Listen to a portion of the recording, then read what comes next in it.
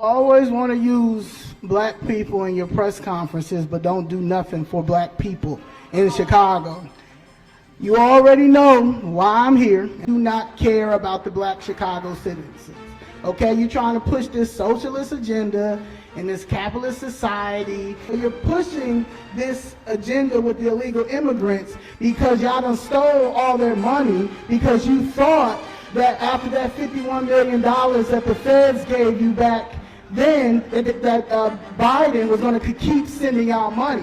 2026, 2027, we're going to get you out, Tony Preckwinkle out, J.B. Pritzker out, Kwame Raoul out, and probably half of the disgraced 50 out too. And the disgraced 50 is the alderman. Okay? What's going on, guys? So the fireworks have started already because you already have a bunch of woke leftists coming out and saying that they're not going to support Trump with his mass deportation efforts, including, as expected, out there in woke behind Chicago with Mayor Brandon Johnson. Okay, now this guy has been caught up in even more controversy lately because he's tried to effectively pass a new property tax, a $300 million property tax on his people, saying that he needs more money for services. But we all know what this is really about, guys. It's about using more money on illegal migrants, stealing taxpayer funds, giving it to illegal migrants, and even his own aldermen were not falling for it. Take a look. Where have all the migrants gone? Chicago Mayor Brandon Johnson has been quietly moving all of the migrants to a secret location. But his real agenda is to build America's first permanent migrant resettlement that will only cost you another $300 million. This is reporter William J. Kelly at the former Standard Club of Chicago with a special report. And what I'm about to tell you will make your blood boil. Mayor Johnson is about to hit the people of Chicago with a $300 million migrant tax, and some Chicago aldermen are lining up to vote for it. I asked Mayor Johnson directly, is this property tax just a migrant tax? And he refused to answer. Just watch. They feel that you are taxing them into financial slavery to pay for migrants. The exact amount of this tax increase that you're proposing is, I think, to the penny, what you've already given to one of the migrant vendors. The migrant vendor named Favorite Healthcare Staffing, not to mention all the other migrant vendors. Wouldn't it make more sense for your tax increase to simply be called a migrant tax on Chicagoans? Well, if you could just do me a favor, the next time you refer to my wife, refer to her as the First Lady. I prefer that you not remain so familiar with her that way. Right. Okay. The First Lady, and you have a security detail of 200 Thank plus. you. I've heard your question. $391 million to migrant shelter vendor Favorite Healthcare Staffing. That's nearly the same as his migrant tax on you. He's paying migrant shelter nurses up to $830,000, and shelter housekeepers are making $212,000. He's paid nearly $75 million to ex-con and migrant slumlord Remo Pacelli to house migrants. He's doled out $92 million for special meals because Venezuelan migrants don't want Chicago food. And migrants receive 6 months of free rent, all on your dime. Back to the drawing board. That's where the mayor and other city leaders are headed, looking for an answer to the city's nearly $1 billion budget deficit. Every city council member voted against Mayor Brandon Johnson's property tax hike plan. Our Charlie DeMar is live at City Hall, where there were fireworks today. Charlie. And Joe and Erica, good evening. The big question is still, where is that money going to come from? Several aldermen who we spoke to say the city wouldn't have been in this position if the mayor would have collaborated sooner. This matter has been voted down. In a 50-0 vote, Chicago City Council emphatically rejected the mayor's budget proposal, which called for a $300 million increase to property taxes. It's a devastating loss for Mayor Johnson. I've been here, going on 17 years. I've never seen this kind of vote take place. We needed to send a message today that we're not going to balance this budget on the property taxes of working families. Without revenue, we're in an upside-down predicament. Mayor Johnson won't commit or provide specifics into how he will balance the budget, but he says it won't include cutting city services. This is a healthy process. This is something that my administration can handle.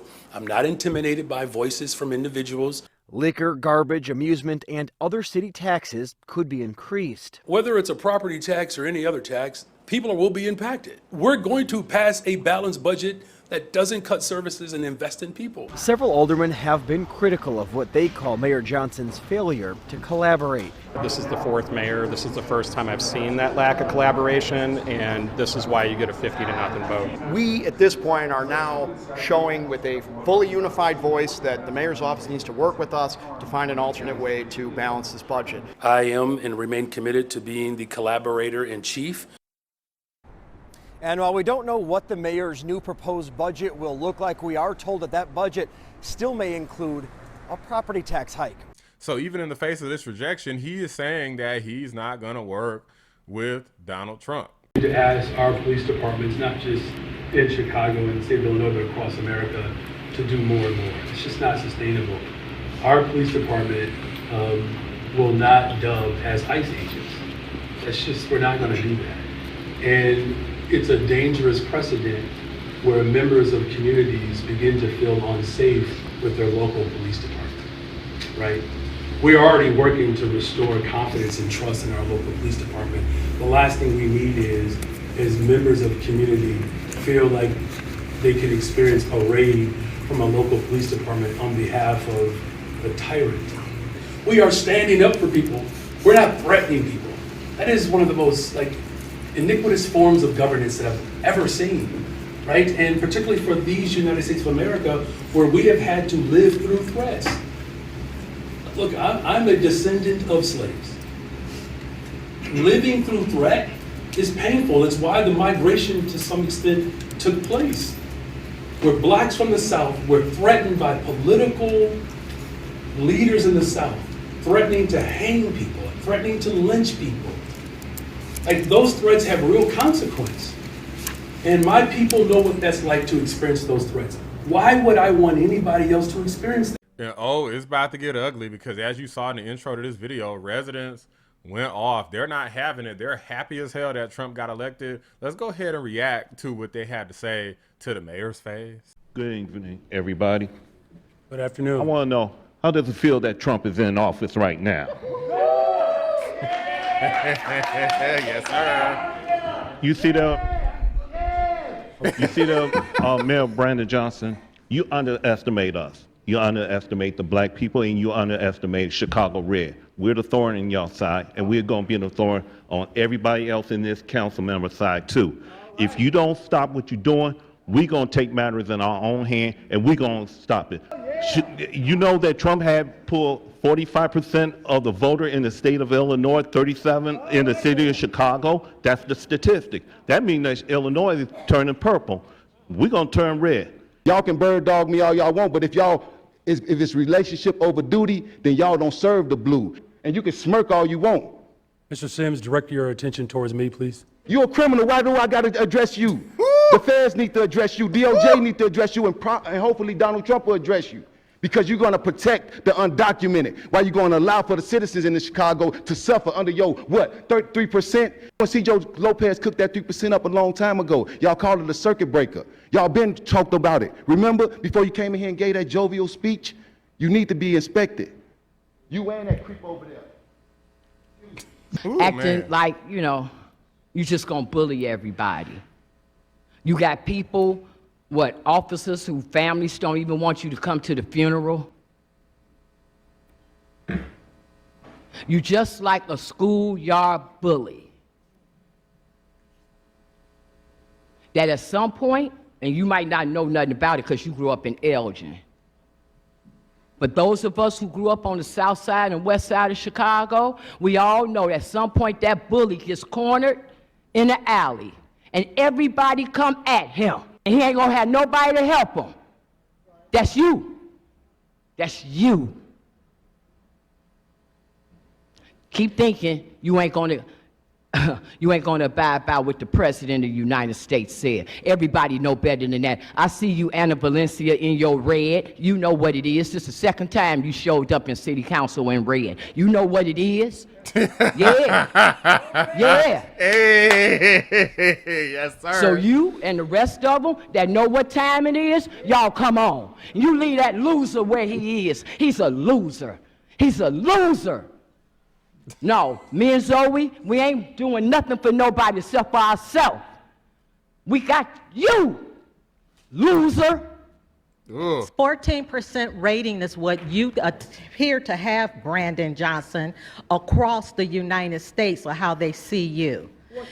But 14% rating. Now, I'm going to talk about all those known donations of $11.5 million that came from places like the CTU, the SEIU, the American Federation of Teachers, Illinois Federation of Teachers, and then someone got the nerve to get on there and talk about cutting the pensions.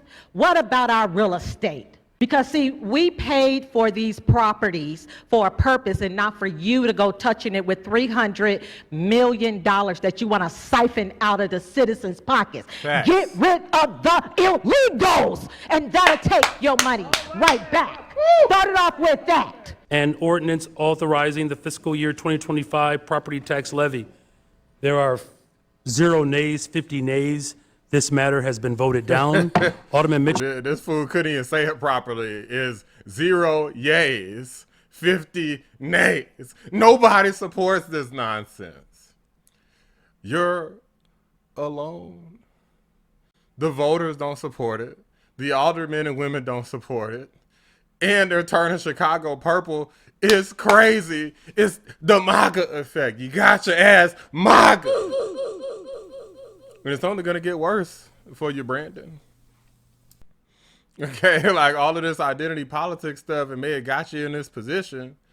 But the crazy thing is a lot of time people say that things end the way they started. You got here via identity politics, and you're losing because of identity politics. Like being just a woke black person is not enough. Okay, you actually got to support the people. You have to be there for them.